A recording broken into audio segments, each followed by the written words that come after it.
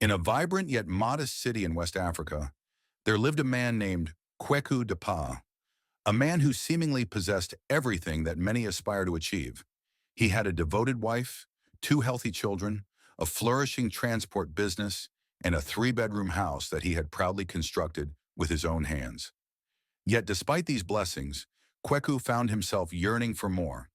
The turning point came with the arrival of Kwabena, an old schoolmate who had recently returned from abroad.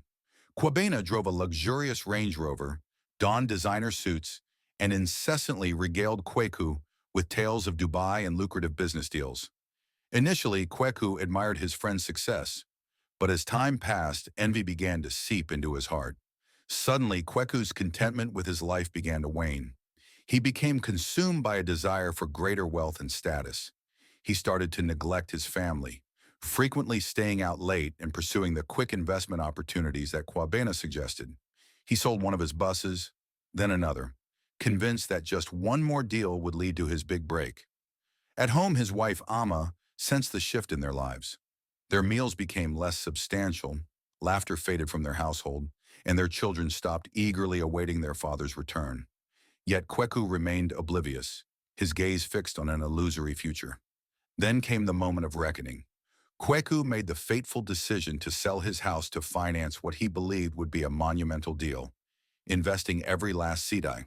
He was convinced that he would see a threefold return within 2 weeks. However, Kwabena vanished. His phone was disconnected, and the office address was abandoned, leaving Kweku with an empty bank account and shattered dreams. As a result, Kweku and his family were forced to move into his brother-in-law's compound house, where privacy and peace were no privacy, no peace. Amma remained silent, yet her silence resonated louder than words.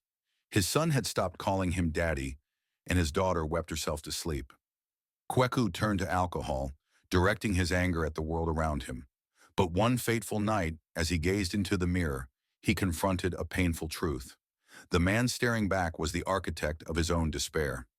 It was not his adversaries or Kwabena who had caused his suffering. It was himself. Determined to change, Kweku quit drinking and sought forgiveness from Amma. He took a night job washing taxis, embarking on a slow and arduous journey of redemption. Amma forgave him, yet the scars of their past remained. Rebuilding trust is a gradual process, but each day, Kweku made the effort to show up. Kweku Dapaah learned a profound lesson. Not everything that glitters is gold, and not every wealthy individual possesses true riches. Sometimes the greatest wealth lies in recognizing that what you already have is enough. If you have followed this story to its conclusion, I extend my heartfelt gratitude. Tales like Kwekua's serve not merely as entertainment, they are cautionary tales, reflections, and lessons cloaked in emotion. Perhaps you found a piece of yourself in this narrative, or maybe you recognize someone dear to you. I urge you not to keep this story to yourself. There may be someone on the brink of a poor decision, one that could lead to losing everything. This story could be the voice that guides them back.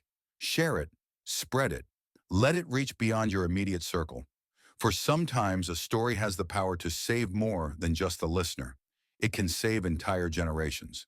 This is Tales of Truth, Shadows Behind the Smile.